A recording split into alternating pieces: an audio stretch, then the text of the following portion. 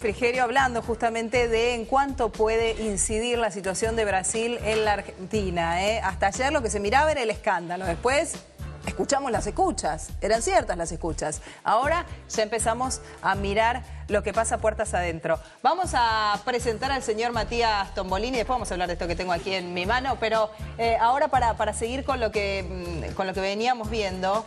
Ayer el dólar cerró arriba de 16 pesos. Sí. ¿Ya se empiezan a ver los coletazos de esto? Bueno, ayer el dólar, o sea, el peso, uno podría decir, ¿se devaluó el peso? No, se apreció. Tombo, pero subió 40 centavos, sí. Pero subió bastante menos el dólar acá que en Brasil. Y entonces, mano a mano con Brasil, nuestro principal socio comercial, en realidad ayer la Argentina terminó casi 5% más caro que lo que había empezado el día, porque el real en Brasil se devaluó 8%. Sí. Déjame que te... Cuando decís más caro, decís más competitivo hacia el afuera. Exactamente. Claro. Pero Brasil, para alguien que le vende, algún argentino que le vende, sobre todo manufacturas de origen industrial, se hizo más caro. Digamos, nosotros nos hicimos más caros para Brasil. Sí. Y Brasil se hizo 5% más barato que la Argentina. Sí. Hasta acá, recordemos que con el dólar en torno de 15.80, todos decíamos, está barato. Pero sin embargo, lo que te dice Federico Sturzenegger, el presidente del Banco Central, es, mirá, no mires cuántos pesos por dólar. Mirá lo que se llama el tipo de cambio real multilateral. O sea, compararlo con todas las monedas con las que la Argentina comercia. Y ahí, la competitividad de la moneda no había sufrido tanto, justamente porque en el momento en el que Macri devalúa, recordemos de 9.80 hasta el cierre de 2015, que fue 12.90, en ese camino la tiraron a Dilma Rousseff por la ventana, recordemos a comienzos del año pasado. Y el real pasó de 4,50 a 3,20, o sea, se hizo Brasil más caro para nosotros. La apreciación del real justamente permitió que, si bien el peso estuvo planchadito todo el año pasado, no perdimos tanta competitividad. Perdimos, pero no tanta. Hoy la cosa es mucho más compleja. ¿Por qué? Y eso estaba detrás de las palabras del ministro del Interior el día de ayer. Es decir, Brasil puede sufrir problemas en su recuperación económica, argumento que formó parte del discurso de Temer ayer, justamente cuando dijo que no renunciaba, hablaba de la recuperación económica, y en ese marco, además, justamente lo que tiene que ver con la pérdida de competitividad del peso, que si uno mirara cuánto se devaluó el peso desde que asumió Macri hasta el 1 de mayo, hasta el 2 de mayo de este año, 60%. ¿Cuánto fue la inflación? 62%, empataron. O sea, estamos en el mismo 9.80 que cuando asumió, excepto por la apreciación de Brasil, que ahora se está perdiendo. A ver, ruido económico puede haber. ¿Qué pasa con el ruido político? El ruido económico, déjame solamente acotar a la extraordinaria explicación de Tombo, que cuando uno dice que somos socios, es nuestro principal socio, eso te remite a suena a equidad, ¿no? Y en realidad Argentina es Brasil dependiente. Yo no creo que Brasil, Tombo, dependa tanto de la situación argentina como nosotros dependemos de la Bueno, brasileña. hay un nivel de complementariedad importante. Lo cierto es que 2012, 13, 14, 15 y 16, estaba repasando datos de la balanza comercial, Argentina tuvo una balanza comercial negativa. O sea, le compramos a Brasil más de lo que le vendemos. En Brasil fue el destino del 16% de nuestras exportaciones el año pasado. En promedio es el 20% de lo que le vendemos al mundo, con un peso muy importante en la industria. Claro, en la industria automotriz es fundamental. La industria automotriz depende de las exportaciones a Brasil. Te digo más. La mitad de todo lo que tiene origen, lo que se llaman manufacturas de origen industrial, va a Brasil. Dentro de la industria, bueno, el año pasado le vendimos 155.000 vehículos. El que sigue es México, 15.000. Claro. Imagínate la relevancia que tiene. La recuperación de la economía brasileña es un dato sumamente importante para Macri. Muy importante, porque él tuvo que capear un 2016, igual que Cristina en el 2015, con un Brasil en la peor crisis de los últimos 50 años en términos económicos.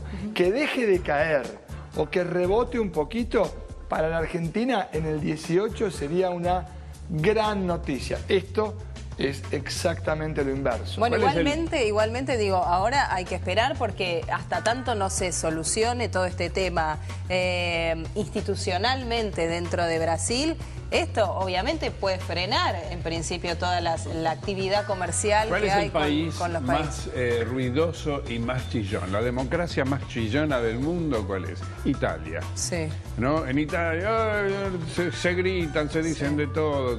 ¿Qué han logrado los italianos? Los italianos logran que cuando tienen convulsiones políticas, que es bastante seguido, no afecta, no arrastra eso a la economía italiana. Pero ¿y cómo siguen cuando tienen una La pregunta me refiero a la crisis institucional, yo más que nada. Bueno, la pregunta es en Brasil, ¿van a lograr esa decisión ahora que Brasil estaba empezando a remontar? ¿Van a lograr? ¿Pero quién toma las decisiones? La respondo. Señorita, ¿puedo responder la pregunta? Sí, no lo van a lograr.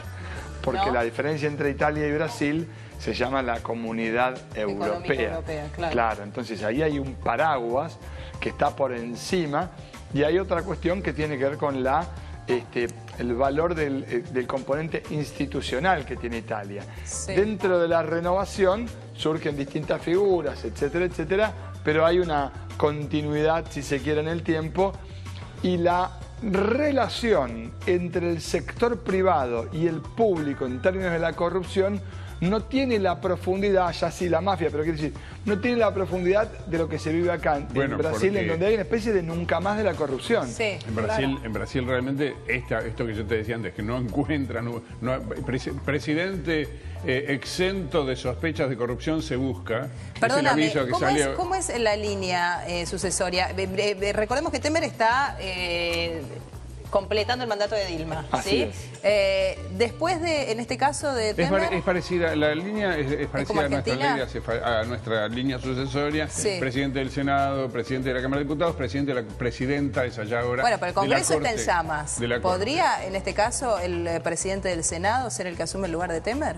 No, el de diputados va o el presidente de la Cámara de Diputados, ¿podría ser? Bueno, lo que van a tratar, acá hay antecedentes de correr a uno de estos que está en la línea, por ejemplo, cuando renuncian Cámpora y Solano Lima, renuncian presidente y vicepresidente, le tocaba asumir al presidente del Senado. ¿Sabés qué hicieron al presidente del Senado? Lo mandaron a África. Claro, vaya que tiene un viaje, Era Santiago Díaz Vialet, lo mandaron de viaje a África para que asumiera el presidente de la Cámara de Diputados, que era Lastiri, que era el... Bueno, y en este caso, ¿a qué se puede aspirar? ¿A que asuma el presidente de la Corte?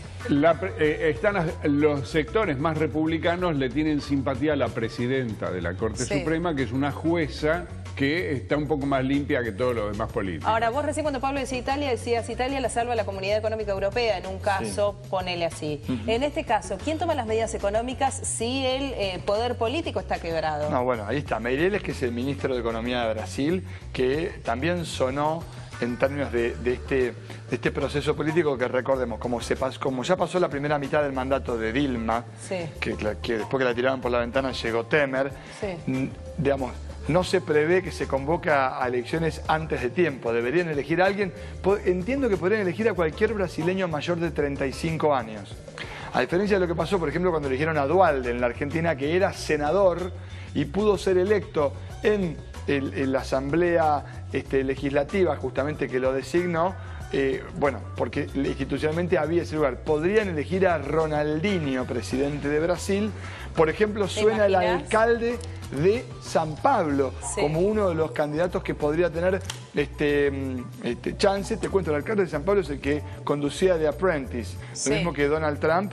Es un millonario que, bueno, tiene un recorrido todo medio parecido. Ahora, en términos estrictamente económicos, la otra gran diferencia con Italia es que acá vos tenés en cana a los empresarios también. Y esta es la cosa distintiva, el que lograba a Temer es el mismo dueño de la empresa que tenía exportaciones de carne que estaban acondicionadas con un factor cancerígeno para que no huelan mal. Bueno, lograba a Temer, o sea, es una es una mugre que George hoy por hoy es Batista. el mayor caso de corrupción de la historia. 160 políticos metidos en... Sí, dijo que tiene 1800. Sí, 1890. 1890. Bueno, cayó también el candidato más importante que de la oposición, ¿verdad? Aécio Neves, que también cayó y tiene a la hermana presa en una cárcel que construyó Aécio Neves. Yo lo conocí al abuelo. ¿Ah, sí? A Tancredo. Al abuelo de Aécio Neves. Mira. Tancredo Neves. Tancredo Neves fue elegido primer presidente de Brasil después de la dictadura. Sí. Claro. Vino a Buenos Aires antes de asumir, le hice un reportaje, una entrevista en Canal 7 y sí, después se murió. No hay conexión entre los dos, quiero aclarar. Pero se murió antes de asumir, pocas horas antes de asumir, y ahí es cuando asume José Sarney. Bueno, Pablo dijo antes algo muy importante, que es que ellos no tienen un dualde, ¿no? Como para salir en este momento que haga de bombero a esta situación. Mirá lo que tengo en la mano, Tombolini, Economatrix, el nuevo libro de Matías Tombolini. Números más allá de los relatos. Este es el que me trajo de regalo para mí, dedicado y todo. Muchas gracias, Matías. Es el libro número 3. 3 hijos ha tenido ya acá en Banda 3.0. Que nacieron el primero fue acá, ¿no? en ese living, en una entrevista hablando sobre economía infantil en el año 2011. Mira. De la mano de la entrevista que me hiciste de mi amiga Larisa Serrano. Vos viniste acá con Lari. ¿Cómo nacieron? ¿Tuviste trillizos? No, bueno, fue una relación muy particular. ¿Te hiciste un tratamiento? Lo fue teniendo, lo fue teniendo. Un tratamiento para Lari lo trajo y lo soltó y le dijo, hacete cargo de lo que venga. ¿viste? Sí, claro, y entonces, bueno, tuvo los 3 hijos. Efectivamente fue, pero bueno, ahí están. Bueno, Economatrix, está en todas las librerías. ¿Va bien? Sí. Muy bien, por suerte. La propuesta básicamente tiene que ver con discutir más bien ideas antes que personas. Muy bien, me parece muy bien. Gracias, Tombo. No.